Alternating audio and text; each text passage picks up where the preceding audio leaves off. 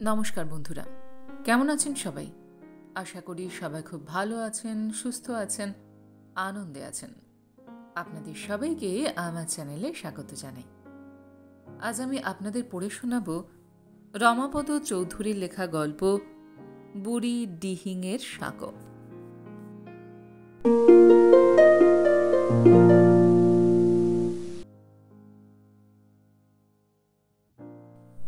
Oil town Digboi এখান থেকে কয়েক মাইল দূরে। ওদিকে লিদু আর বড়গোলাই খনি শহর, আর তারও ওপরে লামডিং চা বাগান। এদিকে ডিগবয় পার হয়ে বোগাপানির গার্ডেন্স, মাঝখানে এই মার্ঘেরিটা, খনি শহরের আপিস আদালত, বাণিজ্যের দপ্তর। সারা শহরটার এখানে ওখানে ছড়িয়ে আছে ছোট বড় ঢিবা ঢাবা, পাহাড় আর টিলা। বাতাসে ওড়া রূপলি রিবনের মতো এঁকে বেঁকে নেমে গেছে ব্রহ্মপুত্রের শাখা নদী বুড়ি ডিহিং। আর এই বুড়ি ডিহিংয়ের বুকে কংক্রিটের সাঁকো বাঁধানোর জন্য গাঁথুনি উঠছে ধীরে ধীরে। উপেক্ষিত পৃথিবীর বুকে ছোট্ট এক টুকরো বসতি গড়ে উঠেছে নতুন জায়গা, এক উপনিবেশ। খলিহামারি থেকে লামডিং অব্দি একটা ঘুরন্তি রাস্তা, পাহাড়ের গা বেয়ে পাহাড়টাকে পাশ কাটিয়ে কাঁচা পাকা পাথুরে পথ, কোথাও কাদা কাকড়, কোথাও বা চিকেন অ্যাসফল্টের চকমকি। কিন্তু বুড়ি ডিহিংয়ের বাঁকে মুখ ঘোরাতে হয় মোটর লরিকে। 2-4 মিনিট জিরিয়ে নেবার লোভ যদি পড়ে বাসার ট্রাকের গতিতে। তাই একটা চায়ের দোকান গজিয়ে উঠেছে এখানে। ছিটে বেড়ার দেওয়াল, টালির ছাদ, গত বৃষ্টিতে হয়তো ধসে পড়েছে একটা দিক। কাঠের কপাটে আগুন আটে না ঠিকভাবে। লোক চলাচলে সামনের উঠোন কাদা চপচপ করে, তবু তারই ওপরে 2টো কাঠের বেঞ্চি আর একটা চেয়ার পাতা আছে। টিনের চেয়ারটা খালি থাকলেও কেউ বসে না। ওটার অধিকারী একমাত্র আব্রাহাম লখিন্দার কাকুই। এ তল্লাটের নাম করা গাইয়ে, কবিয়াল। রুক্ষ বাবরি চুল ঘাড় অব্দি, কালো পাশুটে রং, কপালে একটা দাগ, লম্বা আর রোগা। গায়ে থাকে একটা নীল ডুরে কাটা ফতুয়া। পায়ের ট্রাউজার ভাজাভাজিতে দোলনা হয়ে গেছে বহুদিন। কিছুই বদলায় না লখিন্দরের, না চেহারা না বেশবাস। বদল হয় শুধু হাতের যন্ত্রটির। কোনোদিন থাকে ব্যঞ্জো, কোনোদিন বা গিটার। গানের গলা ওর বংশগত। বাজাতে শিখিয়েছিল ডিগবয় মিশন স্কুলের মাস্টার অর্থাৎ মলনী। গিটার আর ব্যঞ্জো এই দুটোই আইরিশ চার্চের পাদ্রী রেভারেন্ড ওয়াটকিংসের দান। খ্রিস্টান হবার পর 2 বছর পাহাড়ি গির্জায় সাভাজ্রের গানে সুর ঢেলে এসেছে ও। আজ 5 বছর ধরে বুড়ি ডিহিংয়ের জল কাঁপছে ওর গিটারের বলে, আর মার্ঘেরিটার বাতাস দুলে ওঠে ওর গলার সুরে। দূরে দূরে টিলার কপালে কুয়াশা জমা হয়, আর সামনে মাধবীলতা জড়ানো বাঁশের বাখারি বাঁধা ফটকে হাত রেখে দাঁড়ায় যজ্ঞেশ্বর বেজবড়ুয়ার মেয়ে দয়মন্তী, গগৈদের ছোট মেয়ে রুক্মিণী, আর কুঞ্জ চালিয়েও কখনো সখনো সঙ্গে থাকে। টুকিটাকি কিছু একটা কিনতে এসে কাজ ভুলে যায় ওরা। দোকানটা শুধু চায়ের নয়, ছোটখাটো একটা মনোহারি দোকানও। খানা হোটেলের ব্যবস্থাও আছে। নেই শুধু রাত কাটাবার ঘর, যেটা আছে সেটা শুধু লখিন্দারের। দেওয়ালে কালি দিয়ে তার লেখা অপটু হাতের বিজ্ঞপ্তি। এখানে চা পাওয়া যায়। আর কাঠকয়লায় লেখা আঁকাবাঁকা অক্ষরের একটা সাইনবোর্ডই বলতে হয়।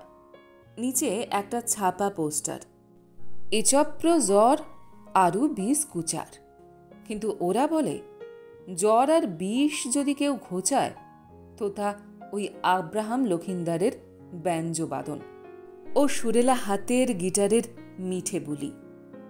সত্যি, লখিন্দার যখন গিটার বাজায় ও নিজের বাঁধা গানের কলিতে সুর ঢালে, তখন লোক জমা হয়ে যায় দোকানের সামনে। স্তব্ধ হয়ে কান পেতে শোনে সবাই, যত দূরেই থাক। দময়ন্তীও ছুটে আসে। পিছনে পিছনে রুক্মিণী আর কুঞ্জ। মাতাল খাসিয়া ছোকরা তিনটেও জুয়ার ঘুঁটি চালতে গিয়ে থমকে থামে। লক্ষিন্দর গান গায়, গিটার বাজায়, আর চোখ থাকে ওর দময়ন্তীর দিকে। দময়ন্তী 16 বছরের সমস্ত শরীর ঘিরে পূর্ণ জোয়ার যৌবনের উচ্ছ্বাস। সারা দেহে লাল মেঘের ঈষৎ লালিমা।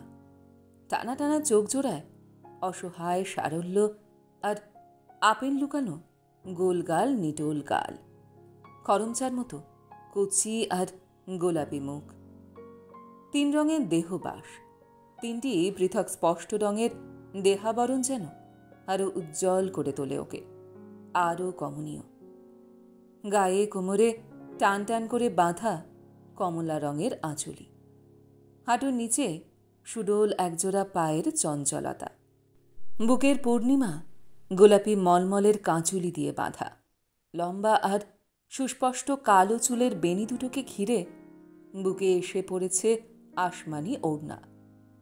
ফিকে নীল ওড়নায় ছায়া ওর চোখ, চোখের তারা নীলার মতো নীল। আর নারেঙ্গি ঘাগরার নিচে দুটো নরম আর সুশুভ্র পায়ে রক্তকমলের আভা। এমনই এক অপরূপ দেহের সহজ সারল্য নিয়ে এসে দাঁড়ালো দময়ন্তী। চিক আর চাঁচড়ে ঘেরা ছোট ছুটকো বাগান।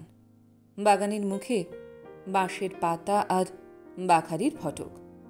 মাধবীলতায় ঢাকা পড়ে গেছে একটা দিক। সেখানে ঠায় দাঁড়িয়ে থাকে দময়ন্তী, বাঁশের খুঁটিতে ঠেস দিয়ে। তন্ময় চোখ মিলে গান শোনে লক্ষিন্দারের। দিন কাটছিল এমনই ভাবে। লক্ষিন্দার গান গায় আর দেখে, দময়ন্তী দেখা দেয় আর গান শোনে। এমন সময় হঠাৎ একদিন বাধা পড়ল। আব্রাহাম লক্ষিন্দার কাকুই এই তল্লাটের সেরা গাইয়ে আর কবিয়াল। 80 মাইল দূর থেকেও অধিকারীরা যার কাছে ছুটে আসে যাত্রাপালা লিখিয়ে নিতে, সেই লক্ষিন্দরের সুর ভুল হল। তাল কেটে গেল গানের। লামডিংয়ের ওপারে টিকক পাহাড় থেকে তখন নেমে আসছে নাগাদের দল। টিকক পাহাড়ের নাঙ্গা নাগার দল। আঁকাবাঁকা পাহাড়ি পথ বেয়ে পিলপিল করে নেমে আসছে ওরা সমতলের দিকে, উপত্যকার নিচু মাটিকে লক্ষ্য রেখে। দূর থেকে পিঁপড়ের সারির মতো দেখায়, একপাল পঙ্গপালের মতো। খবর পৌঁছে গিয়েছিল এখানে, আর 2-4 দিনের মধ্যেই সারা শহরটা ছেয়ে যাবে উলঙ্গ শরীর নাগা নারী পুরুষে। হাতির দাঁতের টুকিটাকি, মোষের শিঙের রামশিঙা, নীল গায়ের খুর, হরিণের চামড়া, চিকন চামড়ের রাশ নিয়ে পথে পথে হেঁকে বেড়াবে ওরা, হাট বসাবে। প্রতিবারেই তাই এই সময়টায় ডিগবয় থেকে কয়েকটা আমদানি রপ্তানির আপিস উঠে আসে এখানে মাল কিনতে। দেহাতি আহমেদদের মধ্যে সাড়া পড়ে যায়, ব্যবসা জেঁকে ওঠে। নাগরা নেমে আসছে এ খবর রটে যাওয়ার সঙ্গে সঙ্গে বাবুদেরও ভিড় জমল এই শহরে। এখানে ওখানে দেখা গেল 2-4টে সুন্দর সুন্দর পুরুষের মুখ। শোনা গেল 2-1টা দুর্নামীয় রটনা। লক্ষিন্দারের কিছু যায় আসে না তাতে। রূপসী দময়ন্তীর শীতল চোখের মধ্যেই ওর পৃথিবীর শেষ। ওর যা কিছু স্বপ্ন, যত কল্পনা, সব ওই দময়ন্তীকে ঘিরে। কিন্তু কে জানত লক্ষিন্দারের সুর ভুল হবে, গিটারের তাল কাটবে। প্রতিদিনের মতো এই টিনের সবুজ চেয়ারটায় শরীর এলিয়ে ব্যঞ্জ বাজাচ্ছিল লক্ষিন্দর, আর মাধবীলতার ফটকে হাত রেখে দাঁড়িয়েছিল দময়ন্তী। এপাশে ওপাশে কুঞ্জ আর রুক্মিণী। 2 সখীর ফিসফিসানির কৌতুকে লাজুক হাসি হাসছিল ঠোঁট টিপে টিপে। এমন সময় ক্রিং ক্রিং করে সাইকেলের ঘণ্টি বাজল। ফটকের সামনে ঝপাং করে নামল একটি ছোকরা বাবু। ঠেলে ঠেসিয়ে রাখলে বাইকটা বেড়ার গায়ে, দ্রুত আর চঞ্চল ভঙ্গি। গায়ে নীল রঙের একটা হাফ শার্ট, ট্রাউজারের প্রান্ত গোড়ারিতে ক্লিপ দিয়ে আটা।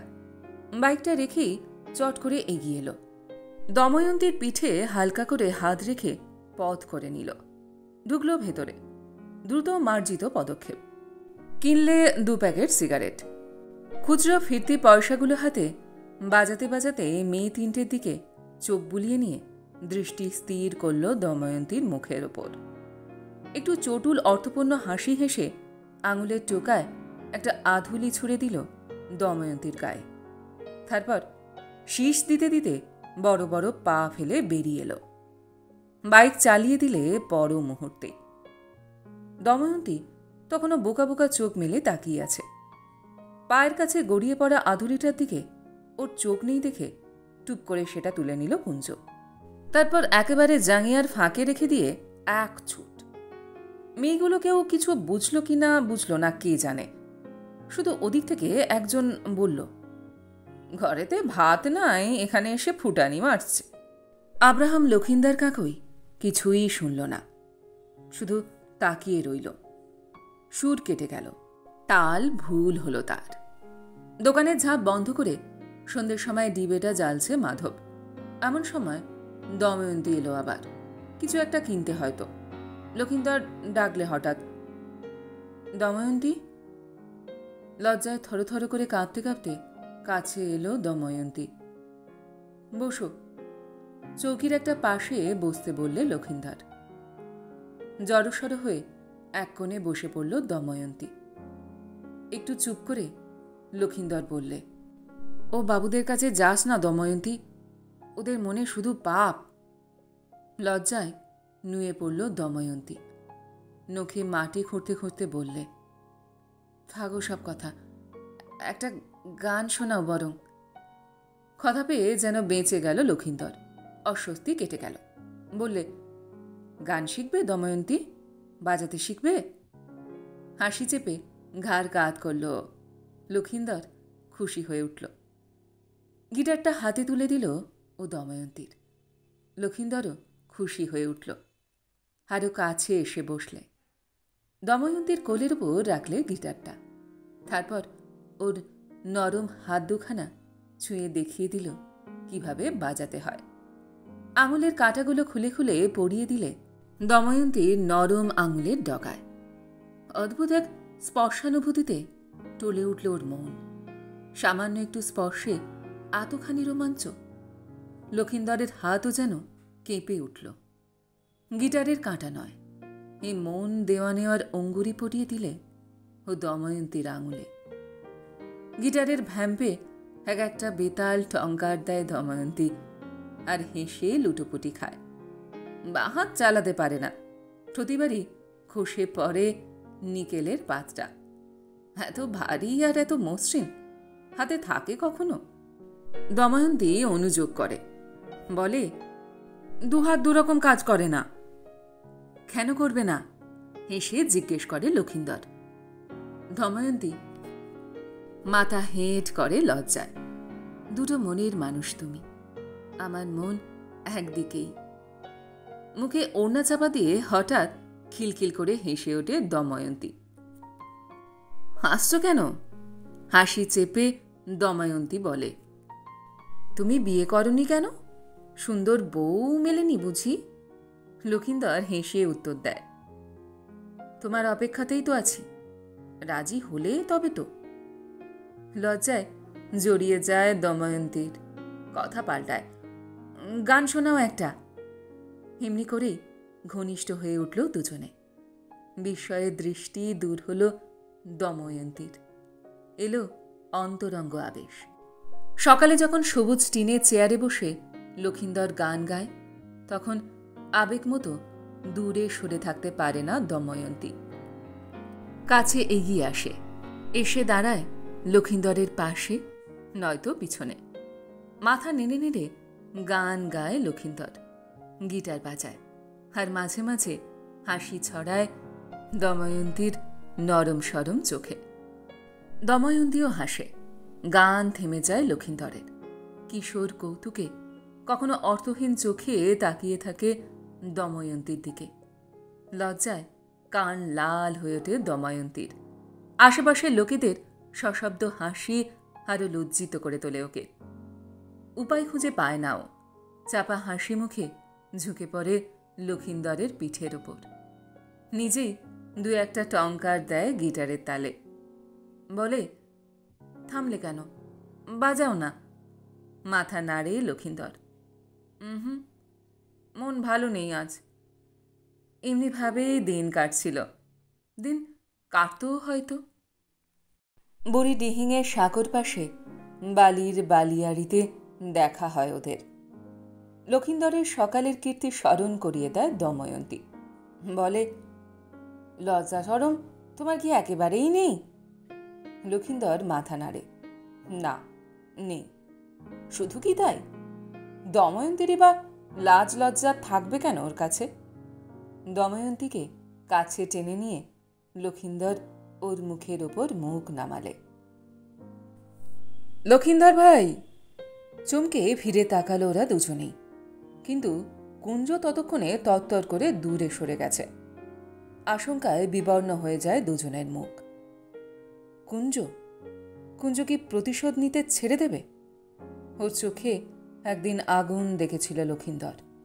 সে কামনার আগুন আজ প্রতিশোধের রূপ নিয়ে দেখা দেবে নিশ্চয়ই। দময়ন্তী যখন লজ্জায় দূরে দূরে থাকত, কিছুতেই সামনে এগিয়ে আসতে পারত না, তখন এই কুঞ্জ এসে আদরে আহ্লাদে গড়িয়ে পড়ত ওর গায়ে। ও রুক্ষ চুল এলোমেলো করে দিয়েছে কুঞ্জ। কাঁচ ঝাঁকুনির কপাট কৌতুকে দেহে স্পর্শ দিতে চেয়েছে। কানে কানে ফিসফিস করে কিছু একটা বলতে এসে গালের পাশে গাল নামিয়ে এনেছে। তাই বড় ভয় ছিল লক্ষিন্দরের। কুঞ্জকে ভয় পেত ও। সে আশঙ্কা বুঝি সত্যি হল। পরের দিন, তার পরের দিন, তার পরের আরও অনেকগুলো দিন কেটে গেল। কিন্তু দময়ন্তীর দেখা পেল না লক্ষিন্দর। আশায় আশায় পথ চেয়ে থাকে, কিন্তু দময়ন্তীর দেখা মেলে না। কুঞ্জ অনুরোধ করে, গাও না লক্ষিন্দর ভাই, গাও না একটা গান। গান গায় না তবু লক্ষিন্দর। শুধু জিজ্ঞাসা করে, দময়ন্তী আসে না কেন কুঞ্জ? খিলখিল করে হেসে ওঠেও। দময়ন্তী? ওই বাবুটার সঙ্গে পীড়িত হয়েছে ওর, কুঞ্জ বলে। মনে মনে হাসে লক্ষিন্দর, ভাবে হিংসে হয়েছে কুঞ্জর। কিন্তু মিথ্যে নয় ওর কথা, একেবারেই মিথ্যে নয়। কুঞ্জর কাছ থেকে সব শুনেছিল যজ্ঞেশ্বর। যজ্ঞেশ্বর বেজবড়ুয়ার কাছ থেকে শুনল দময়ন্তীর মা জয়িন্তা দেবী। সম্ভ্রান্ত ঘরের মেয়ে দময়ন্তী, বেজবড়ুয়া ঘরের মেয়ে। আর লক্ষিন্দর, আব্রাহাম লক্ষিন্দর পাদ্রির জল নিয়েছে মাথায়। গির্জেতে গিয়ে ধর্ম বদলেছে, খ্রিস্টানও। তাছাড়া কি আছে লক্ষিন্দরের? না রূপ, না রূপ। জানে শুধু বাউল ভাটিয়ালিদের মতো গান গাইতে। তাও যদি যাত্রাপালা লেখার দিকে মন থাকত, পেত 2 পয়সা। না, এ কখনো হতে পারে না। দময়ন্তীর মাকে সাবধান করে দিল যজ্ঞেশ্বর।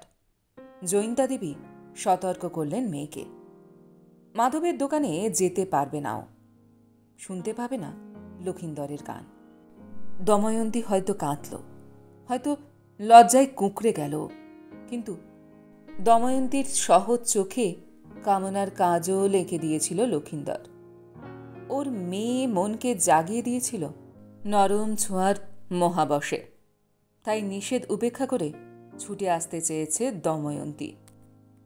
ফিকির খুঁজেছে একটি বাড়ির জন্য, একটি মুহূর্তের জন্য লক্ষিন্দরকে কাছে পাবার আশায়। কিন্তু এতখানি পথ লুকিয়ে আসা কি সম্ভব?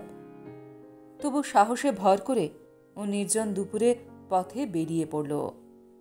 আঁকাবাঁকা লম্বা কাঁকরের রাস্তা চলে গিয়েছে সিধে মাধবের দোকান অবধি। শুধু বাঁয়ে বাঁক নিয়েছে আরেকটা রাস্তা, বুড়ি ডিহিংয়ের তীরের দিকে। দ্রুত পায়ে তরতর করে হেঁটে চলেছিল দময়ন্তী, এপাশে ওপাশে চোরা চোখে তাকাতে তাকাতে। না, কেউ কোথাও নেই। এ দুপুর রোদে কে বেরোতে যাবে পথে, এক দময়ন্তী ছাড়া? দ্রুত পায়ে হেঁটে যেতে যেতে হঠাৎ থমকে দাঁড়ালো দময়ন্তী, পিছনে সাইকেলে ক্রিং ক্রিং শব্দ শুনে। সেই ছোকরা বাবু। সাইকেল থামিয়ে একটা পা মাটিতে ছুঁয়ে কাঁধ হয়ে দাঁড়ালো লোকটি, একেবারে দময়ন্তীর পাশে। মুচকি হেসে বললে, কোথায় যাবি রে মেয়ে? চল, পৌঁছে দেব তোকে। কোথায় যাবি? ভীতিবহুল বড় বড় চোখ মেলে তাকালো দময়ন্তী।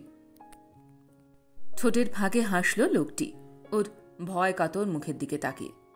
তারপর হাত বাড়িয়ে এক ঝটকায় ওকে কাছে টেনে আনল। একেবারে বাইকের সামনে টেনে তুলল ওকে। ভয়ে লজ্জায় থরথর করে কাঁপছে তখন দময়ন্তী। অভিভূতের মতো উঠে বসল। কথা বলতে পারল না।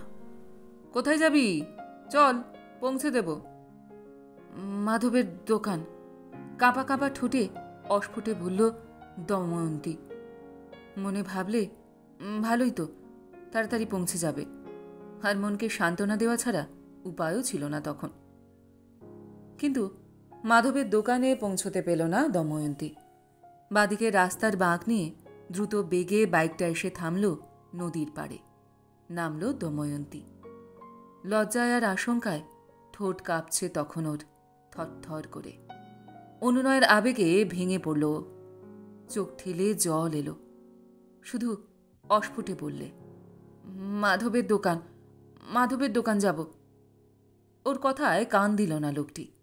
বাইকটা বালির ওপর ফেলে রেখে পকেট থেকে বের করল কয়েক গাছা রঙিন কাঁচের জলচুরি। একখানা সবল সমর্থ হাতে দময়ন্তীর কোমর জড়িয়ে ধরে ওকে কাছে বুকের একান্তে টেনে নিয়ে চুড়িগুলো পরিয়ে দিতে গেল। না না, দুহাত নেড়ে শঙ্কিত প্রতিবাদ জানালো দময়ন্তী। হাত লেগে কয়েকটা চুড়ি ভেঙে গেল বুঝিবা। তবু ঘন আসলে সে কাছে টেনে ওর মুখের কাছে মুখ নামিয়ে আনলে লোকটি। ফিসফিস করে বললে, নাম কি তোর? জবাব দিল না দময়ন্তী। ঝোড়ো পাখির মতো পাখা ঝাপটালে ছাড়া পাবার আশায়। লোকটি ফিসফিস করে ওর কানের পাশে বললে, এত সুন্দর মেয়ে তুই, আর পথে পথে ঘুরে বেড়াস এখনো? তোকে রানী করব আমি, বিয়ে করব আমি তোকে, তুই আমার রানী হবি। কি নাম তোর? দময়ন্তী, আদো আদো স্বরে বলল। দময়ন্তী? বাহ, বেশ মিষ্টি নাম তো। আমি তোকে বিয়ে করব, বুঝলি? তোকে নিয়ে যাব আমাদের দেশে। অনেক বড় বাড়ি, অনেক জামাকাপড় পাবি, গয়না দেব সোনার। যাবি তো? দময়ন্তী আবার পাখা ঝটপট করলে। লজ্জায় আত্মগ্লানিতে কয়েকটা নিঝুম রাত কাটল দময়ন্তীর। যে মন লক্ষিন্দরের সঙ্গে এক হয়ে গিয়েছিল, সে মন আবার যেন পৃথক হয়ে যায়।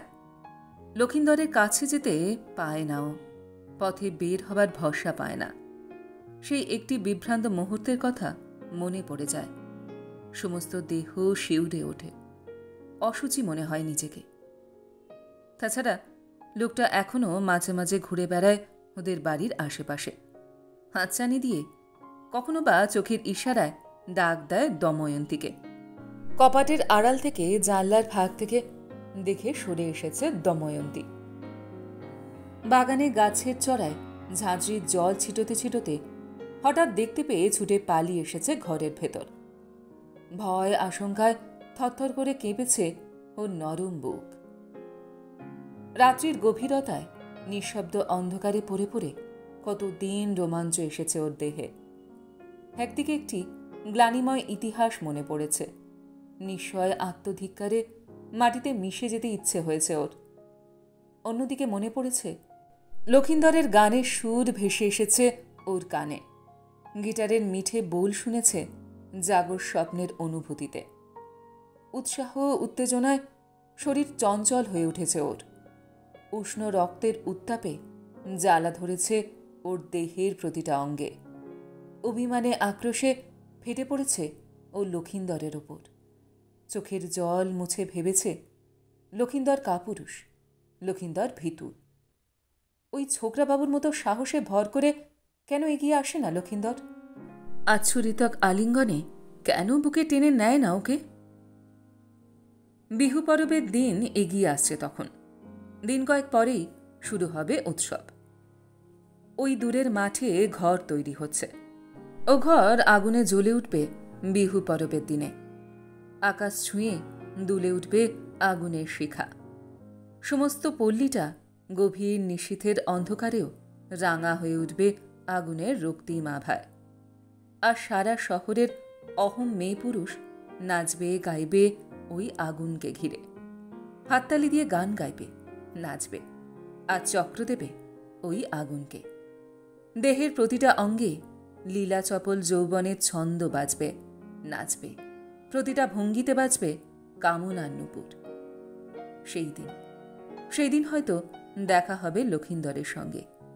ওর গিটারের তারে বিহু পরবের সুর ঢালবার জন্য হয়তো লক্ষিন্দর আসবে। একান্তে মিলতে পারবে ওরা দুটি প্রাণী। কল্পনার কথালাভ আর মিলনের স্বপ্নে বিভোর হয়ে যায় দময়ন্তী। আনমনে বিছানা ছেড়ে বাইরে এসে দাঁড়ায় একেবারে চাঁদ ধোয়া বাগানের শীতল লতায়। ফর্সা আকাশ আর তারাদের ঝিকিমিকি। শুক্লাতিথির আলোয় অন্ধকার ফিকে হয়ে গেছে। নিঃশব্দ নিস্তব্ধ রাত। শুধু একটা ময়নার ডাক আসছে থেকে থেকে, আব্রাহাম লক্ষিন্দর। হঠাৎ মনে পড়ে গেল দময়ন্তীর। লক্ষিন্দর খ্রিস্টান। আশার বেলুনটা হঠাৎ যেন চুপসে গেল। তাহলে কি বিহু পরবের দিনেও দেখা পাবে না লক্ষিন্দরের? গান গাইতে দেবে না লক্ষিন্দরকে? কে জানে। দময়ন্তীর ইচ্ছে হলো এই রাতে, এই অসতর্ক ঘুমের ফাঁকে ছুটে যায়। ছুটে গিয়ে ঝাঁপিয়ে পড়ে লক্ষিন্দরের বুকে, আনন্দে হতাশায়। হঠাৎ সামনের পথটার দিকে চোখ গেল ওর। কি একটা শব্দ, আর সঙ্গে সঙ্গে গাছের নিচে দাঁড়ানো মূর্তিটার উপর দৃষ্টি পড়ল। গাছের গুড়িতে বাইকটার ঠেস দিয়ে রেখে দাঁড়িয়ে আছে লোকটা। হাতছানি দিয়ে ডাকছে প্রতিদিনের মতোই। কিন্তু ভয়ে কেঁপে উঠল দময়ন্তী। অথচ অদ্ভুত এক রোমশিহরণ জেগে উঠল ওর সারা দেহে। এই রাতের নিঃসঙ্গতাই বুঝি উপেক্ষা করা যায় না ও হাতছানি। লোকটা কি যেন বলে উঠল হঠাৎ। নিজের অজান্তেই ঠোঁটের উপর আঙুল চাপালে দময়ন্তী। চুপ। নতুন আশা আপোষগুলো নেমে গেল ডিগবয়ে। নাগাদের দলও একে একে টিকক পাহাড়ের দিকে রওনা হল। নতুন মুখ বাবুদের দেখা মিলল না আর। জনকল্লোল জেগে ওঠা মার্গেরিটা আবার যেন মিয়ে পড়ল আগের মতো। জয়িন্তা দেবী হঠাৎ একদিন বুঝতে পারলেন অনভিজ্ঞ যৌবন মেয়ের জীবনে অভিশাপ নেমেছে। ক্রোধে ফেটে পড়লেন জয়িন্তা দেবী। যজ্ঞেশ্বর বুঝল বেজবরুয়া বংশে কলঙ্কের কালিমা পড়েছে। কিন্তু প্রশ্নের পর প্রশ্ন করেও কোনো উত্তর পেলেন না জয়িন্তা দেবী। নীরব নিরুত্তর দাঁড়িয়ে রইল দময়ন্তী, উদাস চোখ মেলে। ওর বড় বড় ব্যথাকাতর চোখ বেয়ে শুধু ব্যর্থতার অশ্রু গড়িয়ে পড়ল। কোনো উত্তর দিতে পারল না। জয়িন্তা দেবী তবু প্রশ্ন করলেন, কে অভিশাপ আনলে? কার কাছে শিখেছি সে পাপ? দময়ন্তী নিরুত্তর। সব কথা যেন হারিয়ে গেছে। কি বলবে ও? কি বা বলার আছে? শেষে জয়িন্তা দেবী নিজেই উত্তর দিলেন, বুঝেছি, লক্ষিন্দর। কুঞ্জ আগেই বলেছিল। যজ্ঞেশ্বর ভাবল লক্ষিন্দরই বুঝি তাই। মাধবের দোকানের আঙিনায় দাঁড়িয়েছিল লক্ষিন্দর। মাটি ঝলসানো দুপুরোতে বাতাস কাঁপছে তখন। চোখে চিরিক লাগে। আঙিনার ঠান্ডা ছাওয়ায় দাঁড়িয়ে মাঠের দিকে তাকিয়েছিল। শান্ত নির্জন দুপুর।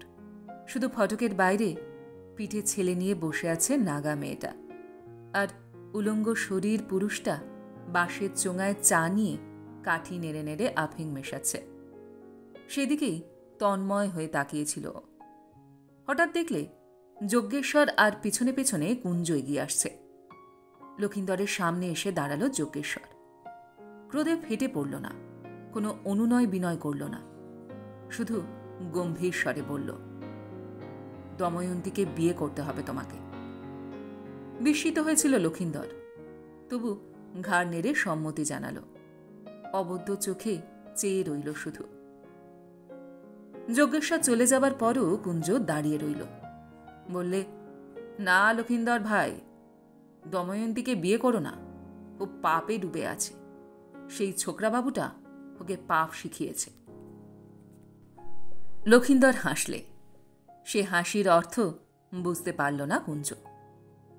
বুড়ি ডিহিংয়ের জলের মতো স্বচ্ছ মন ছিল দময়ন্তীর। বিয়ের পর সে মন ঘোলাটে হয়ে গেল। অনভিজ্ঞ কিশোর মন ওর। তার একদিকে ব্যর্থতা, ভয়, হতাশা, আর একদিকে অসীম লজ্জা, নিরুপায় দুর্বলতার আতঙ্ক। একটি কথাও বলতে পারল না ও, প্রতিবাদ করে উঠতে পারল না। কুঞ্জ শুধু কানে কানে একবার জানিয়ে গেল, ভয় নেই, লক্ষিন্দর মানুষটা নাকি বড় বোকা। নিজের রসিকতায় নিজেই হেসেছিল কুঞ্জ, আর অনুশোচনায় দীর্ঘশ্বাস ফেলেছিল দময়ন্তী। বিয়ের পরও সে দীর্ঘশ্বাস মুছে ফেলতে পারল না ও, চোখের জল চাপতে পারল না। আগের মতো আর সহজভাবে হাসতে পারল না। চোখের দৃষ্টিতে রইল না সেই সারল্যের ছায়া। সবসময়ই একটা শঙ্কিত সন্ত্রাস, আশঙ্কা আর লজ্জা। বুকে অসম্পূর্ণতার ব্যথা, আত্মধিক্কারের গ্লানি। লক্ষিন্দরের সঙ্গে এমন এক অবাধ মিলনের স্বপ্ন দেখেছে কতদিন, কত না জাগা রাত ক্ষয়ে গেছে। চোখে কল্পনার রামধনু এঁকে। অথচ আজ সেই স্বপ্ন সার্থক মিলনের মাঝেও কি এক অনপসরণীয় বিভেদ, দুর্ভেদ্য এক প্রাচীর মাথা তুলে দাঁড়িয়েছে যেন হঠাৎ ওদের দুজনের মাঝখানে। ওদের দুজনকে দুই তীরে ছিটকে ফেলে রেখে মাঝখান দিয়ে বয়ে চলেছে বুড়ি ডিহিংয়ের জল। কৌতুকাশ্লেষের সব মুগ্ধ হাসি যেন বোবা হয়ে গেছে একটি সম্ভব শিশুর কান্নায়। দিনের পর দিন কেটে যায়, তবু সহজ হতে পারে না দময়ন্তী। লক্ষিন্দর গান গায়, বোল ফোটায় গিটারের তারে, কিন্তু পুরনো দিনের সে অনুভব, সে তন্ময়তা যেন হারিয়ে ফেলেছে দময়ন্তী। লক্ষিন্দরের গানে ও শুধু বিরহের ব্যর্থতার সুর খুঁজে পায়। প্রতারিতের, প্রবঞ্চিতের ব্যথা লুকিয়ে আছে যেন সে গানে। দ্বৈতের বঞ্চনায় ব্যথিত একটি আত্মা যেন অসহায় কান্নায় ফেটে পড়ে। কিংবা কে জানে, এই সবই হয়তো দময়ন্তীর কল্পনায় গড়া অনুশোচনার আত্মপীড়ন। তবু বড় অশান্ত হয়ে ওঠে দময়ন্তী। শীতল শয্যা স্পর্শেও দেহের জ্বালা মুছে ফেলতে পারে না। নিস্তব্ধ নিশীথে লক্ষিন্দরের ঘুম ভাঙা অকস্মাৎ সংবাহনে ভয় আশঙ্কায় শিউরে ওঠে দময়ন্তী। দিনের পর দিন শুধু একটিমাত্র চিন্তা হিংস্র ভীমরুলের মতো ওর চারপাশে ঘুরে বেড়ায়। যে কোনো মুহূর্তে বুঝি ফুল ফোটাবার জন্য উন্মুখ। হঠাৎ ঘুম ভেঙে গেল দময়ন্তীর, কি একটা বিশ্রী স্বপ্ন দেখে। সারা শরীর ওর ঘামে ভিজে গেছে, গলা শুকিয়ে গেছে তৃষ্ণায়। বিছানার ওপরই উঠে বসল ও, বিছানা থেকে নামল। হ্যাঁ, লক্ষিন্দর ঘুমিয়ে আছে, নিশ্চিন্ত আরামে ঘুমিয়ে আছে। শান্তিতে স্বস্তিতে উজ্জ্বল হয়ে উঠেছে ওর মুখখানা। স্ত্রীর দৃষ্টিতে তাকিয়ে দেখল দময়ন্তী। এক ফালি চাঁদের আলো এসে পড়েছে ওর মুখের ওপর। এই জ্যোৎস্না ভেজা নিস্তব্ধ রাতেই সব প্রতারণা প্রবঞ্চনা শেষ হয়ে যাক। সমগ্র শরীরে আগুন জ্বলে উঠল দময়ন্তীর। এই আগুন বুঝি বুড়ি ডিহিংয়ের জল ছাড়া আর কেউ নেবাতে পারবে না। অনেকক্ষণ নিশ্চুপ দাঁড়িয়ে থেকে দ্রুত পায়ে বেরিয়ে এলো দময়ন্তী।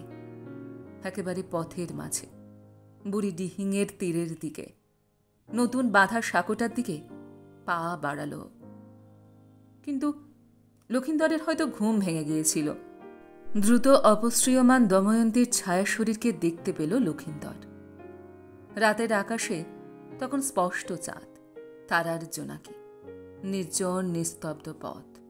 বেরিয়ে এলো লক্ষিন্দর। বিস্ময়ে অনুসন্ধিৎসায় দ্রুত পায়ে অনুসরণ করলে ও দময়ন্তীকে। বুড়ি ডিহিংয়ের জলে পা ছুঁয়ে কিছুক্ষণ দাঁড়িয়ে রইল দময়ন্তী। কিন্তু বড় ভয় হয়, মায়া হয়।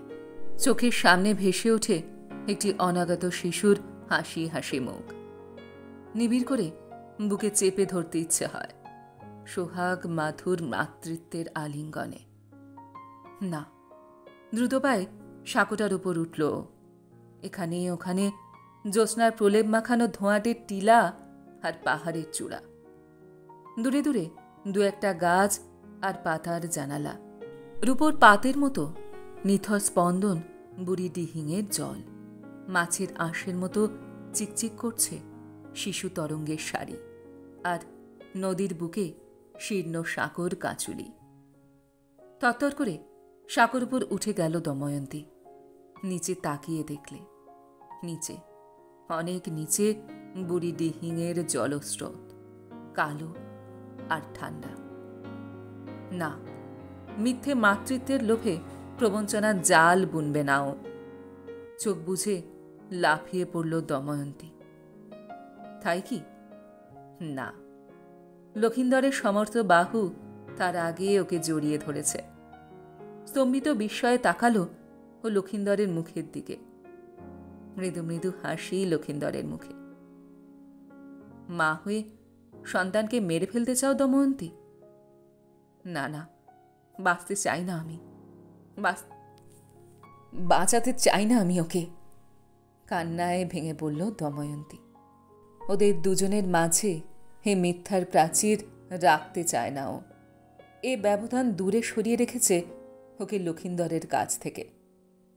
দময়ন্তীর জলে ভাষা মুখের দিকে তাকালো লক্ষিন্দর।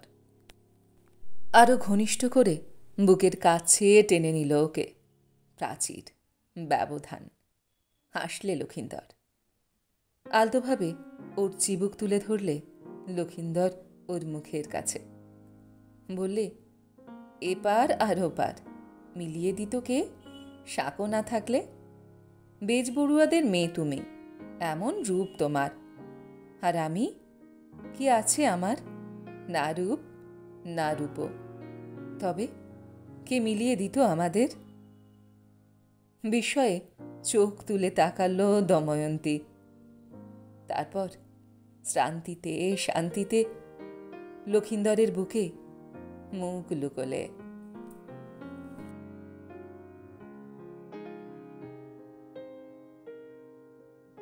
গল্পটি এইখানে সমাপ্ত হল। আপনারা এতক্ষণ শুনছিলেন রমাপদ চৌধুরীর লেখা গল্প বুড়ি ডিহিংয়ের সাঁকো। গল্পটি আপনাদের কেমন লাগলো বা আমার গল্পপাঠ আপনাদের কেমন লাগলো কমেন্ট সেকশনে অবশ্যই লিখে জানান। যদি আমার গল্পপাঠ আপনাদের ভালো লেগে থাকে তাহলে আশা করব লাইক শেয়ার অবশ্যই করবেন। আর এই ধরনের সুন্দর সুন্দর কাহিনী আরও শুনবার জন্য আমার চ্যানেলটিকে সাবস্ক্রাইব করতে ভুলবেন না কিন্তু। তবে আজ এই পর্যন্ত। আমি খুব তাড়াতাড়ি আবারও অন্য কোনো কাহিনী নিয়ে আপনাদের কাছে চলে আসছি। সবাই খুব ভালো থাকবেন, সুস্থ থাকবেন, আনন্দে থাকবেন। নমস্কার।